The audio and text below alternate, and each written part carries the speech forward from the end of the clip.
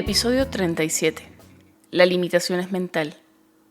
En esta ocasión nos conectamos con Houston para conversar con la doctora María Angélica Patiño, una cirujana venezolana con quien conversamos sobre su historia académica poco tradicional.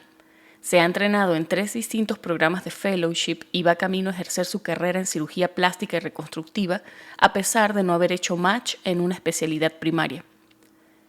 Es una historia que puede beneficiar a muchos que, como ella, vienen a este país después de haber terminado sus posgrados en su lugar de origen y buscan otros caminos para volver a la práctica clínica.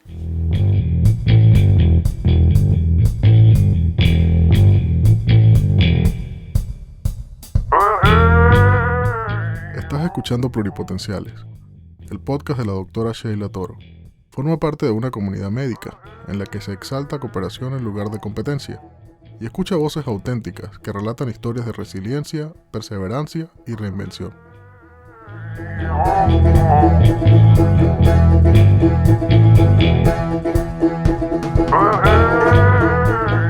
Hola María Angélica, bienvenida al podcast. Hola, buenos días, muchas gracias. Muchas gracias por la invitación. No vale, gracias a ti. Mira que es sábado en la mañana, no todo el mundo se para temprano para grabar un sábado en la mañana. No, vale, ando en onda de estudio, entonces para mí el sábado es igual un día normal de rutina. Mira, yo para comenzar, me contaste que había una anécdota bien especial detrás de la foto que me enviaste. Entonces quisiera pedirte que la compartieras con nosotros. Oh, sí, eso fue en el año 2014, antes de yo venirme para Estados Unidos, que un amigo súper atlético me hizo una propuesta de unirme a él, a hacer el Camino de Santiago en España, que es un camino de peregrinaje, que la gente lo hace normalmente a pie, caminando. Nosotros lo hicimos en bicicleta, hicimos como un tercio del camino francés. Y la verdad que yo siempre he hecho ejercicio, siempre fui atleta desde niña, hasta que empecé la escuela de medicina y luego lo dejé, evidentemente. Yo estuve en la selección nacional de nado sincronizado en Venezuela. Oh, Entonces siempre el ejercicio para mí ha sido muy importante y no ha sido un esfuerzo hacer nada que involucre actividad física. Cuando me propone que vamos a hacer esto en bicicleta, me encantó la idea. Y así, ¿cómo no? Vamos a hacerlo. Y la verdad que yo no tenía ni idea en lo que me estaba metiendo. El Camino de Santiago es extremadamente fuerte, tienes que andar en bicicleta de montaña, yo no tenía experiencia en bicicleta de montaña, en pleno invierno, porque lo hicimos en marzo, que ni siquiera era el mejor momento para hacerlo, y lo hicimos por temas de su trabajo y el mío. Y lo interesante es que yo no tenía ni idea. Y el camino incluye atravesar montañas, te podrás imaginar en bicicleta, pero en invierno, lluvia. Lo hicimos en 5 días, fueron 320 kilómetros en total. Y cada wow. día te puedes imaginar 50, 60 kilómetros montados en una bicicleta, yo no tenía ni idea en lo que me estaba metiendo. Bajo la Y lluvia, con el la, barro. terrible, terrible. Yo decía, bueno, si con esto no me derretí y no me pasó nada, y no nos pasó nunca nada, no nos dio ni un resfriado, nada. Es increíble la energía que eso te trae. Y la moraleja de la enseñanza de esa foto es que cuando logramos llegar a ese pueblo, las montañas atrás, yo me quedé sorprendida. Dije, wow, nosotros pasamos esas montañas montada en bicicleta con nieve, porque estaba nevando también. Y ahí te das cuenta que eres capaz de todo, que simplemente la limitación es mental. En este caso hay una limitación un poco física porque te cansas, ¿no? Pero luego que pasa, mi enseñanza fue, venía una subida muy fuerte y tú dices, bueno, sí puedo, sí puedo. Llegas a la subida, viene la bajada. Viene la siguiente subida, sí puedo, sí puedo. Y en ese momento pasan 7 horas y pasaste todo el camino y te das cuenta que tu limitación es mental. Entonces, para mí es una gran enseñanza haber hecho eso y dije, definitivamente no hay límites para nada y el límite se los pone uno mismo. ¿Y eso fue en qué año?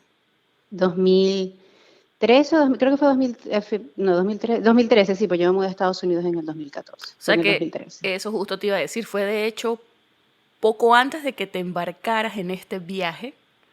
Correcto. Entonces, para presentarte a nuestra audiencia, voy a decir que tú eres una doctora maracucha, porque si ya escucharon el acento, es un acento bien lindo, a mí me encanta. La mitad de mi familia es maracucha y a mí me encanta el acento. Y la otra mitad es gocha, así que bueno, tú entenderás ahí, hay un contraste. Pero bueno, eres egresada de la Universidad del Zulia y ya luego hiciste un posgrado en cirugía general en la UCB. Correcto.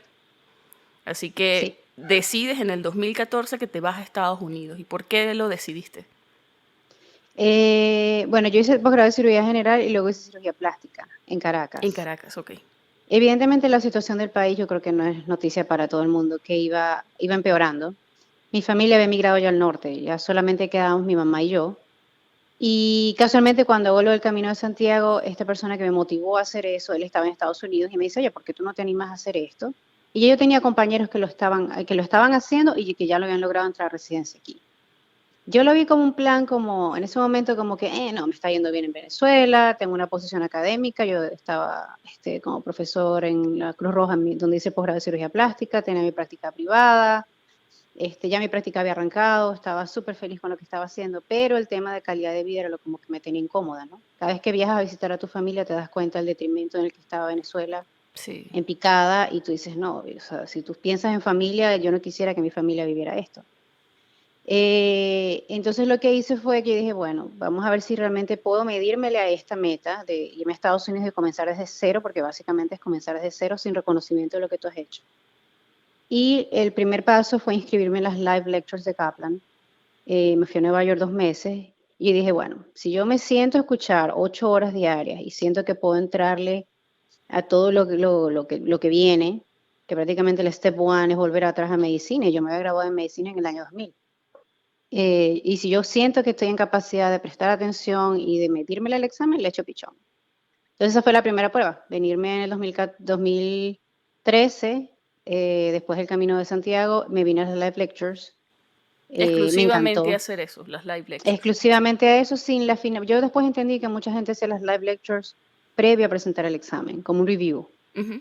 que es excelente. Yo realmente tenía muy poca orientación sobre los pasos a seguir, sobre qué es lo que haces desde el día 1 hasta que el día que presentas el step 1.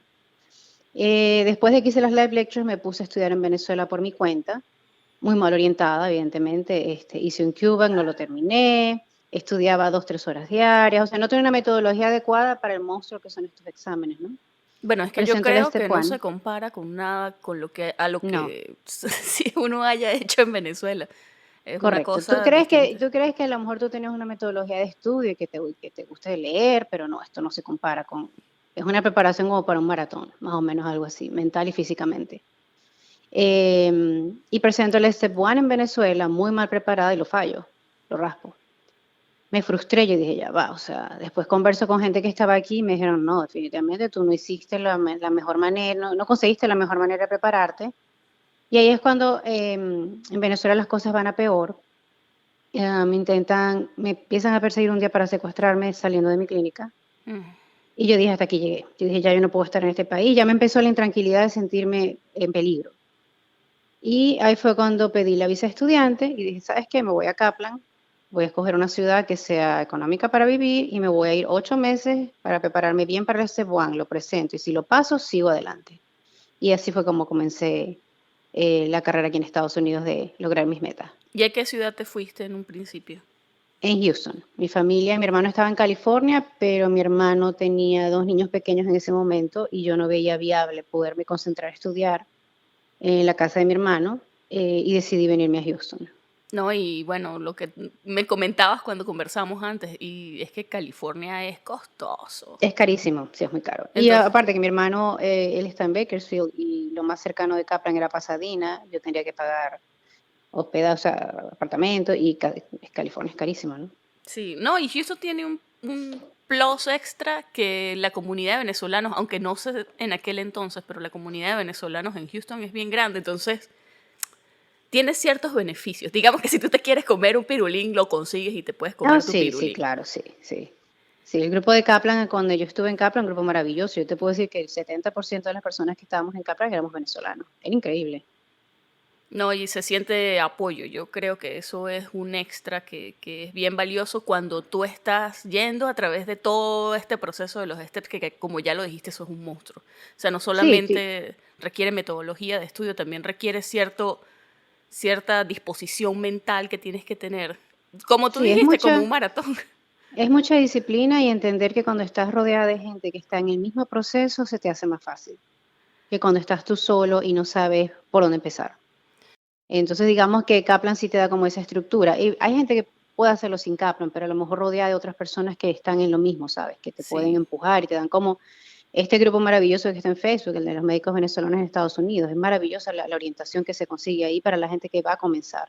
Sí, sí lo es. Y hay otros grupos, de hecho, el primer episodio de esta temporada lo vamos a estrenar, porque todavía no estamos grabando antes de estrenarlo, el lunes que Okay. sigue, y es con una doctora. Yo no sé si tú has escuchado, el grupo se llama Stethoscope. Son una serie de grupos en WhatsApp y se organizaron, hicieron un perfil en Instagram, Oh, pero de no. hecho ellos organizan sesiones de estudio. Yo estoy estudiando con ellos, haciendo preguntas en las tardes, y cuando uno está, por ejemplo, en mi caso ahorita que estoy en una ciudad en donde no conozco a nadie, lo que tú dices, aunque sea a distancia, el apoyo uno lo siente como que te empuja, de alguna manera Correcto. te empuja. Así que eso es un dato bien bueno siempre, buscar la forma de tener un equipo o un Sí, grupo esa, que te esa es una apoye. de las cosas que yo aprendí, que para esto tú tienes que estar rodeada de que esté en tu misma página, que te apoye, que te anime, porque vas a tener tus altibajos. Para mí fue muy fuerte sentarme aquí en Houston, en Kaplan, 8 horas diarias, cuando yo tenía una dinámica de vida totalmente diferente, ¿sabes? Era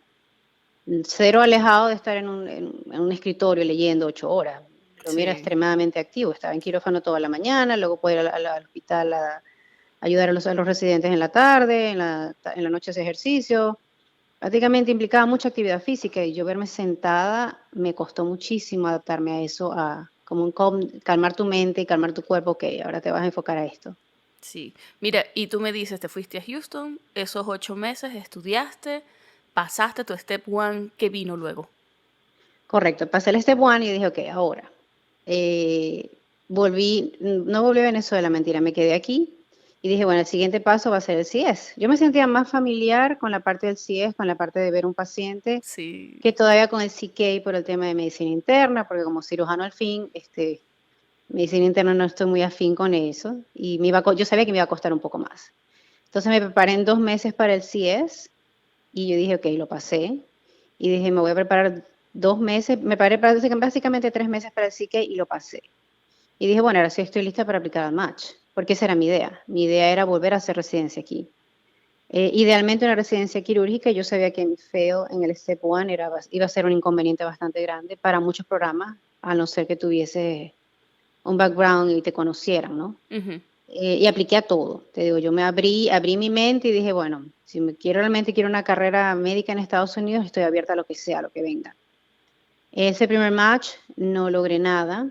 El siguiente año volví a aplicar al match y tampoco conseguí nada.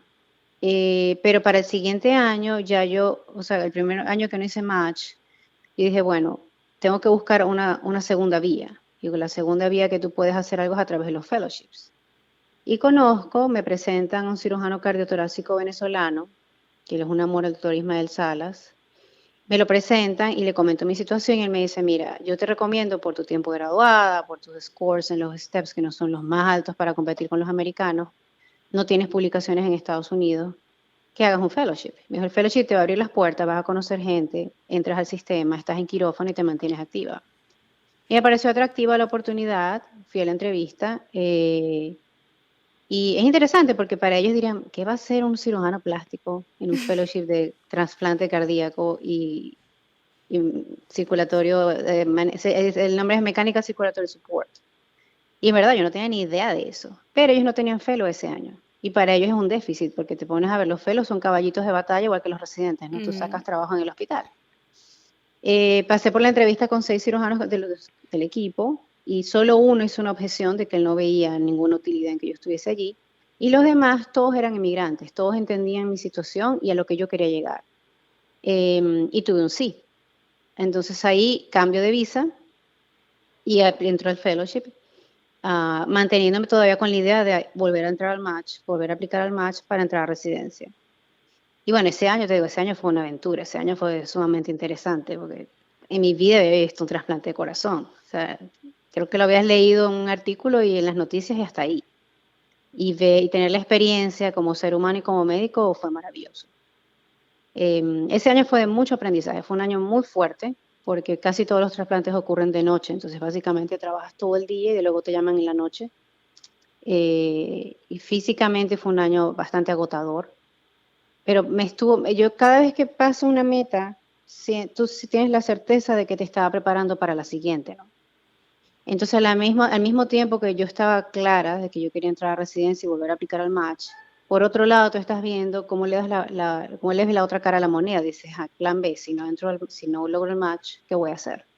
Y la otra opción era hacer otro fellowship. Pues yo estaba clara que yo no quería regresar a Venezuela. Y al mismo tiempo que estaba aplicando al match, yo estaba aplicando un fellowship de quemados, porque aquí en Galveston, en Texas, está uno de los programas más importantes del mundo de manejo de quemados. Y tenía una amiga que ya había entrado allí, una colega cirujano plástico, que es una gran amiga que está aquí en Houston. Básicamente pasa todo ese año del fellowship de trasplante cardíaco, no hago match. Y gracias a Dios, como 2 meses antes de terminar el fellowship, me llaman de Galveston. Y ya yo tenía casi 2 años aplicando ese fellowship. Yo apliqué para hacer el año de cirugía reconstructiva de quemado. Cuando me llaman, me dicen, mira, lamentablemente no tenemos una vacante para esa posición porque ya hay alguien, pero te podemos ofrecer hacer el año de critical care, que es el manejo agudo del quemado. Ujú. Y yo, te digo, tú caes como inocente. Y dije, sí, hombre, yo le echo pichón y a lo que venga, sin saber en lo que te estás metiendo. El manejo de quemados es algo sumamente complejo. Las quemaduras que se manejan en Galveston, la más pequeña puede ser un 40% y eran niños. Entonces, es una experiencia que me tocó muchísimo como mujer, como en el sentido de que tú algún día quieres ser mamá y tú dices, wow, si algo sí le pasara a uno de tus hijos, a alguien de tu familia, es tremendo. Y cómo desconectas tú un poco tu parte emocional para volverte más crítico, analítico y ser más objetivo a la hora de tratar a estos niños. Porque cuando tú estás como fellow ahí, tú estás a cargo. Básicamente tú estás a cargo. Y fue rudo, te digo, fue bastante rudo el comienzo porque yo no tenía ni idea del manejo de critical care. En Venezuela, el critical care lo hacen los intensivistas. Nosotros no tenemos nada que ver con eso, los cirujanos. Aquí en Estados Unidos no. En Estados Unidos los cirujanos hacen critical care. Entonces fue una página nueva en mi currículum, en mi vida, en mi experiencia, que fue maravilloso, aprendí muchísimo. Es un hospital, Shriners Children's Hospital, es un hospital que trabaja a beneficencia y el trabajo que hacen es maravilloso, trayendo niños de toda Centroamérica que sufren quemaduras graves, que en nuestros países no pueden manejar, hay convenios Sí. binacionales y los niños no pagan absolutamente nada. Un niño que entra a este hospital es tratado desde el día 1 hasta que tiene 18 años. Y involucra no solamente la parte que salga del manejo crítico de la quemadura, sino toda la fase reconstructiva también. Entonces lo maravilloso de haber estado ahí, luego me ofrecen el segundo año de reconstructiva, que era lo que yo inicialmente quería hacer. Y fue hermoso porque tuve la oportunidad de trabajar con niños que estaban quemados desde el día 1, que podían haber muerto, salen adelante y luego los sigues tratando en la parte de reconstrucción. Entonces esos 2 años fueron maravillosos. Me mantuvo activa en quirófano y ya el segundo año para mí fue como más un piloto automático. Volví a mi cirugía plástica, ¿sabes? Como que wow, finalmente. Ese año ya yo estaba cansada, el segundo año del fellowship, yo dije, ¿sabes qué? Ya yo no voy a intentar más al match.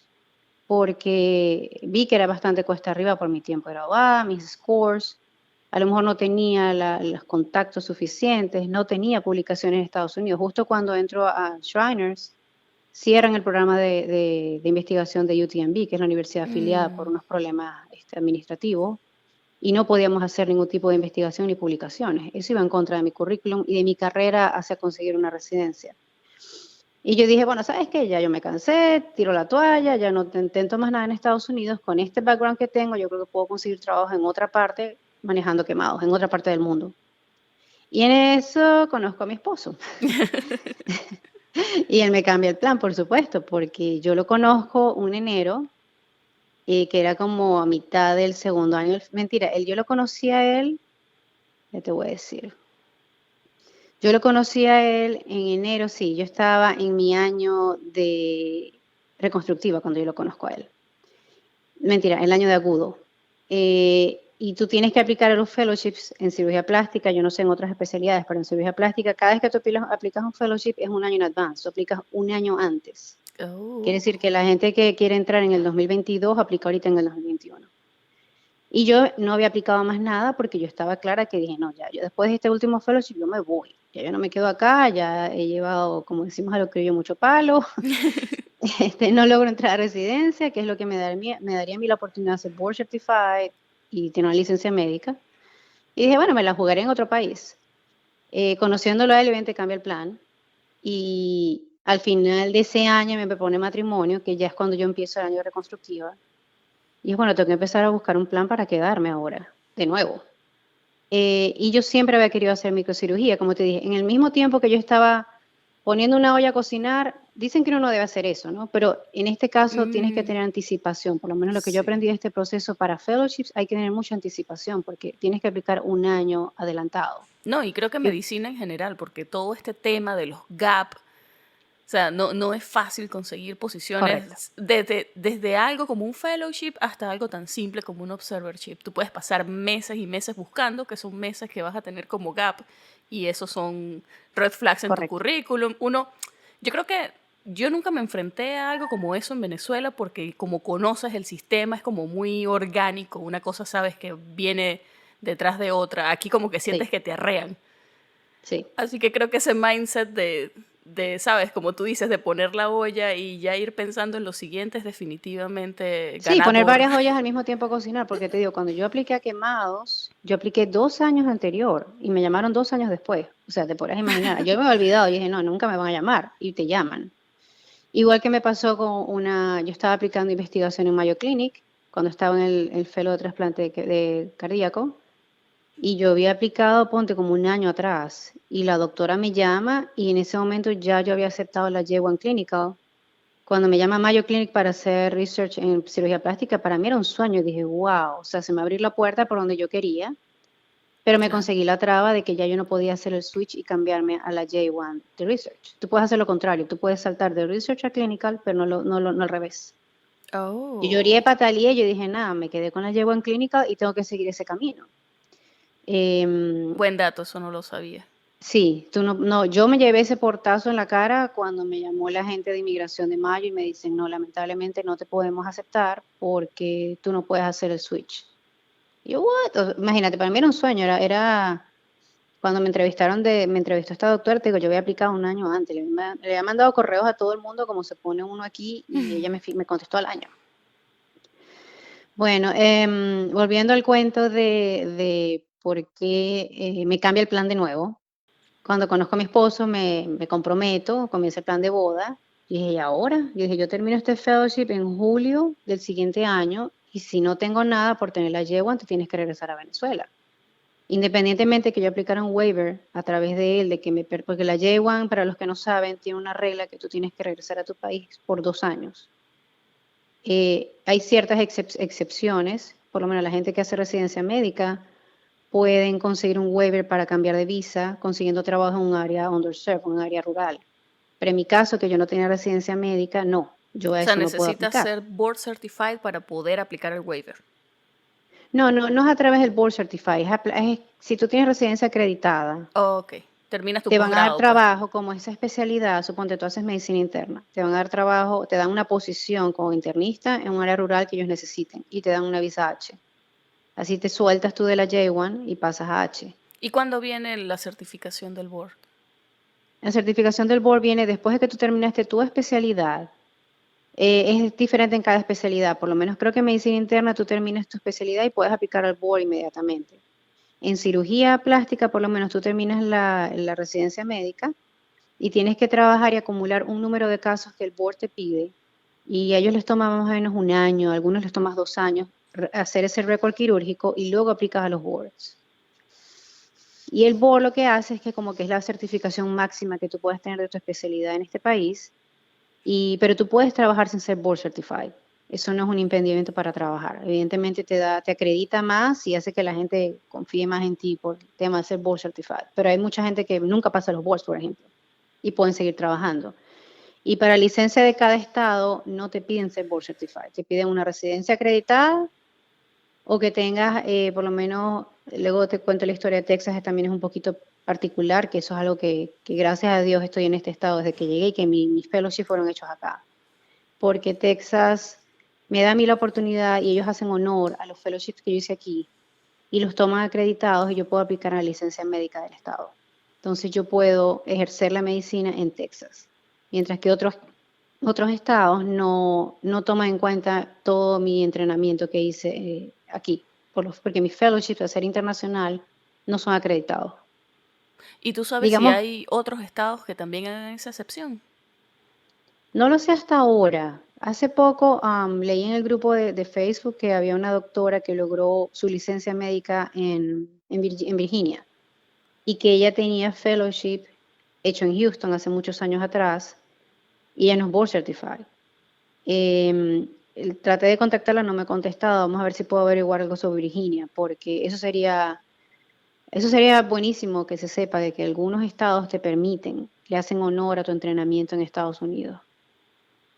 Texas sí sé porque sé inmediatamente cuando revisé en el Texas Medical Board, te dice qué programas ellos consideran que son válidos para que tú apliques a la licencia médica de Texas.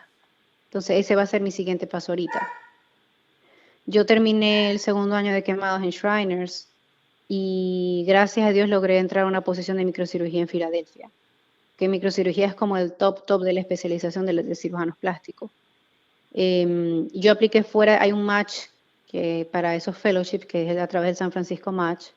Yo estaba fuera del match porque te dije, yo no estaba aplicando nada cuando conocí a mi esposo y cuando empecé a buscar posiciones ya el match había pasado. Hay un momento en que ellos publican las vacantes que no se ocuparon, que no se llenaron para el siguiente año. Y ponte ya en noviembre, diciembre, ya tú sabes la gente que no hizo match para el siguiente julio, para el siguiente verano. Y yo tuve la gran bendición de que yo empecé a aplicar, había 3 programas disponibles con vacantes y me llaman de Filadelfia. Tuve una entrevista vía telefónica con el jefe del programa y me mandan ir a entrevista física una semana antes de mi boda. Y yo dije, yo tomo esta oportunidad como sea, ¿sabes? Y aquí me la toca jugar. Y gracias a Dios ese mismo día me ofrecieron la posición. Entonces, seguía con mi J1, pero me daba un año completo desde que yo me casaba hasta que terminara microcirugía para poder aplicar un waiver, alegando que para mi esposo no era seguro ir a Venezuela si yo me tenía que ir del país. Oh, Entonces, eso lo supe por una amiga venezolana, porque tú puedes aplicar ese waiver si tú tienes hijos americanos, o por ejemplo, o por persecución, si tú fuiste perseguido en tu país, o si estás casada con un americano y ese americano no se puede ir contigo no, a tu país de imagínate. origen. Y ya con la historia que tú tienes, la gente que tenemos de alguna manera algún familiar cercano a quien hayan secuestrado o intentado secuestrar, es que eso es PTSD. O sea, eso es algo que a uno lo persigue. No, es terrible, terrible. Y en mi caso yo no podía aplicar a través de eso porque fue hace muchos años y yo nunca traje prueba de eso. Ok. Iba a ser muy difícil documentar un caso, así fue lo que me dijo el abogado, documentar un caso forzado, o sea, para que yo lograra el web para mí sola a través de eso. Y lo más fácil fue a través de mi esposo. Tomó 11 meses en que me aprobaron. El web me lo aprobaron en junio del año pasado y yo ahorita yo estoy en proceso de Green Card. Pero es extenuante, ¿sabes? Año tras año tú no sabes desde que yo llegué a este país, tú no sabes lo que va a pasar contigo.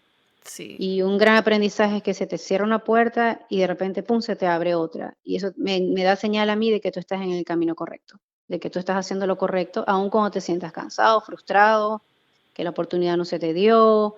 Y yo siempre pensé, yo quería hacer residencia. Y a lo mejor mi camino no era hacer residencia. Mi camino es básicamente lograr una subespecialidad en lo que yo quería de toda mi vida y luego conseguir un trabajo a través de eso. Y hablando acerca de esta situación especial que tú me dices que hay en Texas, tú puedes, con los fellows que has hecho, que déjame contar, o sea, hiciste Heart Transplantation, Mechanical Circulatory Support, luego Ajá, sí, es buena. hiciste Surgery Burn, ¿cómo se pronuncia eso? Acute burns, yes. Acute Es el burn. primer de critical care, una de El ellas. Critical Care, ya luego hiciste la parte de reconstructiva Ajá, y luego hiciste microcirugía, o sea que te hiciste correcto, 4 años en fellows. Tú puedes correcto. con eso aplicar en Texas y te saltas tener que hacer posgrado primario para poder ejercer tú por tu cuenta, como un Sí, médico autónomo sin tener que depender de ninguna institución. correcto. Uy, Eso es correcto. eso es maravilloso. Pero Texas solamente le hace honor a los fellowships que hiciste aquí. En El que yo Texas. he hecho microcirugía en Filadelfia, ese no vale. Ok, bueno, pero Pero igual, igual, igual. igual tienes toda tu historia, o sea, no es solamente un fellow, son 3 que hiciste, tienes una trayectoria en el estado y eso si le rinden honor. ¿Cómo funciona eso? O sea, ¿cómo una persona que haya hecho fellows en Texas puede aplicar a ese tipo de excepciones ¿Tú dices a los fellowship o a la licencia a médica? la licencia? Básicamente eso, tienes que tener 2 años de fellowship. Lo que llaman ellos no fellowship, sino ellos dicen que tengas experiencia clínica en Experiencia clínica. Texas que sea validada por el Texas Medical Board. Entonces, ellos tienen un directorio de todos los hospitales y especialidades que ellos consideran que son válidas para aplicar a la licencia médica en Texas. Y yo tengo la gran bendición de que el que hice los 2 años de quemado entra dentro de esa validez del Texas Medical Board. Y el plan B, como uno siempre tiene que tener un plan B en este país, el plan B es que consigas trabajo como faculty. Que algunas personas lo que les sucede es que tú terminas un fellowship y hay necesidad hay una vacante en esa oportunidad para ti. Necesitan a alguien y te contratan inmediatamente y no les importa que tú no hayas hecho residencia, no les importa que tú solamente hayas hecho 1 o 2 años de fellowships allí. En mi situación se ha vuelto un poco complejo por el tema del COVID, porque yo termino mi fellowship, estamos en pleno COVID y las oportunidades de trabajo están bastante limitadas. Entonces, si yo consiguiera una posición como faculty, como profesora, eso me permitiría a mí trabajar con una licencia institucional en cualquier estado. Entonces, yo ahorita en este momento estoy aplicando a todos lados como faculty en las posiciones que veo abiertas de cirujano plástico y te dan una licencia que es del hospital, quiere decir que tú solamente puedes trabajar en ese hospital, que te casas con ellos, y después de 6 años de haber trabajado como faculty, como cirujano plástico, yo puedo aplicar a los boards. Eso es un camino para llevarme a la certificación como cirujano plástico en este país. El camino de Texas no me va a llevar nunca a board certification, pero sí me da la libertad de trabajar como médico. Entonces, digamos que tengo como 2 caminos que pudiera tomar. No descarto el de conseguir una posición como faculty, pero al mismo tiempo voy a hacerlo de la licencia médica de Texas. María Angélica, todo esto que tú me has hablado a mí de los fellows, bueno, quizás porque yo estoy muy temprano en todo este tema de la formación, pero yo no había escuchado nada de esto, o sea, nada acerca de excepciones que te permitieran trabajar con fellows. Yo siempre en mi cabeza, y creo que es lo que la mayoría de nosotros hemos escuchado, que tienes que repetir la especialidad primaria. Entonces, este tipo de información, ¿cómo se consigue? Esta información lamentablemente es de voz a voz. Es a través de alguien que le pasó, alguien que ya lo logró así de esa manera.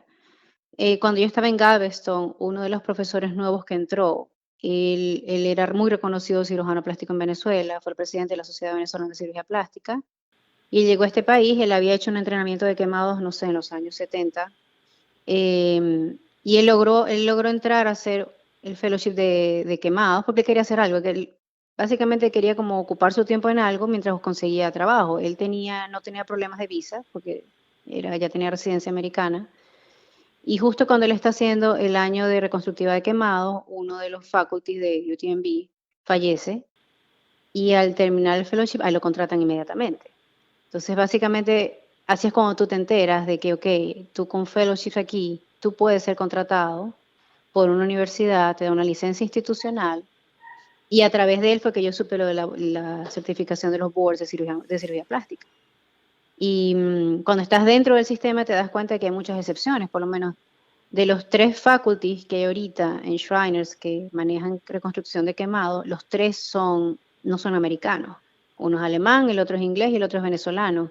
Y ellos están pasando por el mismo proceso. Ellos fueron contratados con fellowships sin residencia previa en Estados Unidos. Entonces, eso sucede. Es más cuesta arriba, pero es posible.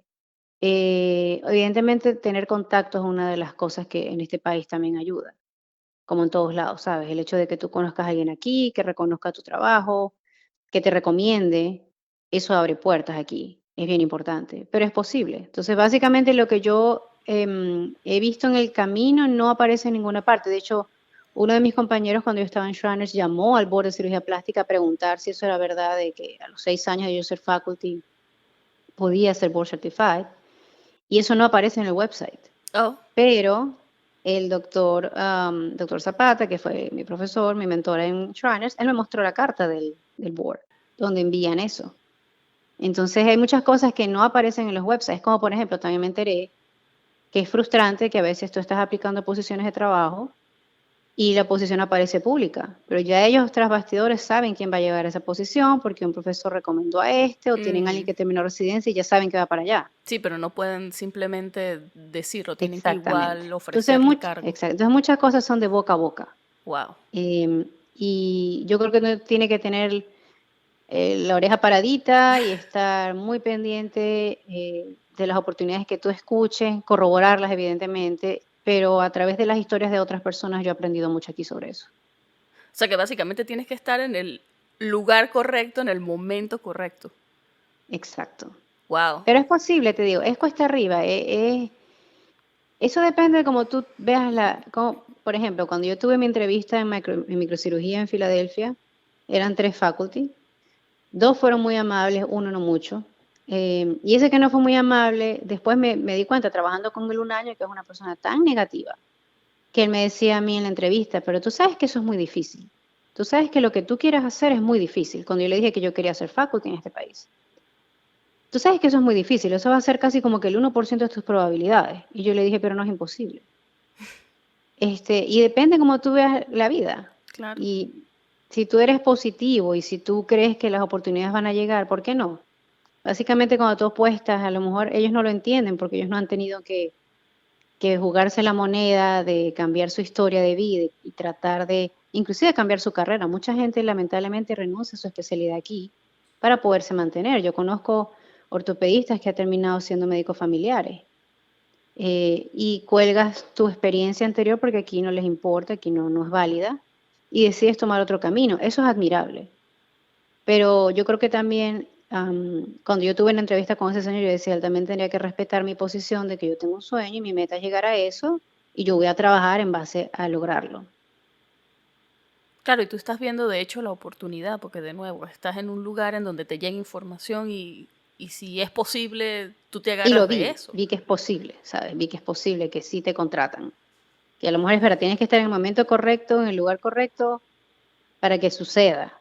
Pero why not? Tú dices, bueno, puede que ocurra. Y si no, como te dije, plan B. Tú montas 2 ollas y ves cuál sopa está primero. Y después decides, es mejor tener varias oportunidades en la mano que una sola y que no se te dé. Sí, definitivamente. Y mira, María Angélica, yo quería preguntarte ya para cerrar precisamente eso. ¿Qué consejo le puedes dar tú a las personas que como tú vienen con ya posgrados hechos y están contemplando esa posibilidad? O sea, ¿qué hago? ¿Hago un fellow? ¿Aplico de nuevo a mi especialidad primaria? ¿Tú qué les dirías? Fíjate, yo creo que el primer paso cuando tú tienes ya más de 15 años de graduado es primero medirte a ti mismo. Si tú sientes que tienes la capacidad mental, física y económica, porque también hay que tomar eso en cuenta, de lograr la certificación de ICFMG, porque es caro, es un camino muy caro. Yo, gracias a Dios, tenía ahorros que pude hacerlo y pude vivir como estudiante sin tener esa preocupación. Sé que no es la historia de mucha gente, sé que hay gente que ya tiene familia y es mucho más cuesta arriba. Si tú me preguntas a mí, eh, si tú puedes buscar otro camino que te permita a ti, si tú estás pensando solamente en tener solvencia económica, darle estabilidad a tu familia, eso depende de la página en la que esté viviendo cada quien. Yo estaba soltera, sin hijos, yo no tenía nada que perder para jugármela y sabes qué, intentarlo. Pero creo que cada historia es diferente y si alguien llega aquí con una familia que tiene una carga de estrés por la parte económica, que tienes que trabajar, se le va a hacer mucho más difícil. Y ya yo entendí que para hacer match, o tienes muchos contactos para que no les importe tu edad ni los scores de los steps, o tienes unos scores altísimos. Y ellos no miran para los lados y te van a escoger. Otra cosa que aprendí es que si tú decides que tú quieres estar en esta meta, me di cuenta que los residentes que aplican aquí a posgrado, porque lo vi, yo estuve participando en la selección de residentes para Temple University y tú ves los currículums de estos chamos que están aplicando y son unos monstruos. Estos niños terminan medicina, hacen 2 años de investigación, publican artículos y participan en capítulos de libros. Y esa es la gente con la que tú estás compitiendo. Y le tienes que sumar los promedios de los steps que ellos traen. Entonces, te pone a ti un porcentaje de desventaja bastante elevado. Entonces, a una persona que tenga 20 años de graduado, yo creo que si tú te sientes en la capacidad de hacerlo, échale pichón. Puede ser que saques tremendas notas en los steps y las oportunidades te abran. A lo mejor no en la especialidad que tú querías. Pero otra persona que tenga el estrés de que no puede mantener a su familia, hay otras maneras de lograr carreras relacionadas con la salud, que no necesariamente tiene que ser a través de ser médico, porque es un camino bien duro, de mucha decepción, y tienes que tener un temple de acero y decir, ¿sabes qué? No me importa, yo sigo adelante. Me cerraste la puerta, yo sigo adelante. Yo creo que la persona que decide emprender este camino tiene que ser así. Tú no puedes, bueno, no, tú tienes que ser seguro de ti mismo, decir, ¿sabes qué? No vuelta atrás, yo sigo adelante y seguir las señales del camino. Es como lo que te decía de mi foto del Camino de Santiago. Lo maravilloso de ese camino fue la enseñanza de que la limitación es mental, no física ni siquiera.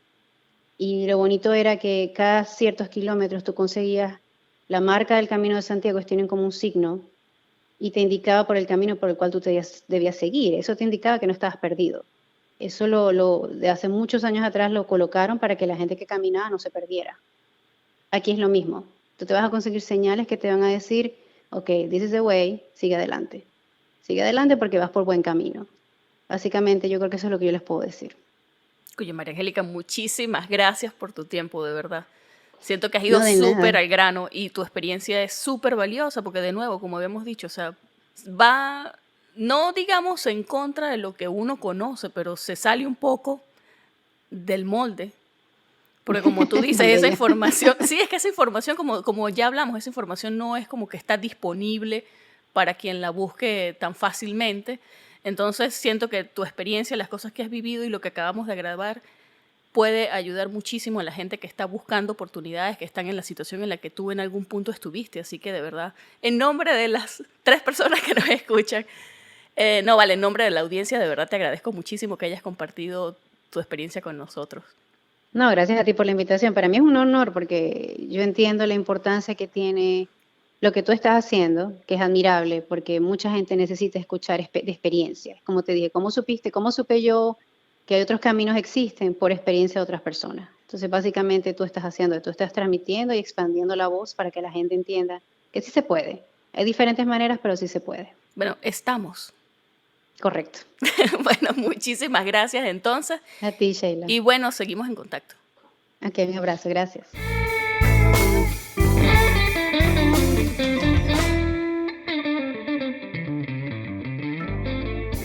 Esta fue la conversación que sostuve con la doctora María Angélica Patiño desde Houston. Si te gustó este episodio, compártelo con tus amigos y no olvides que puedes encontrarnos en pluripotenciales.com y las distintas plataformas de streaming. Desde el área de la Bahía de San Francisco y deseándoles el mayor de los éxitos, se despide su colega, Sheila Toro.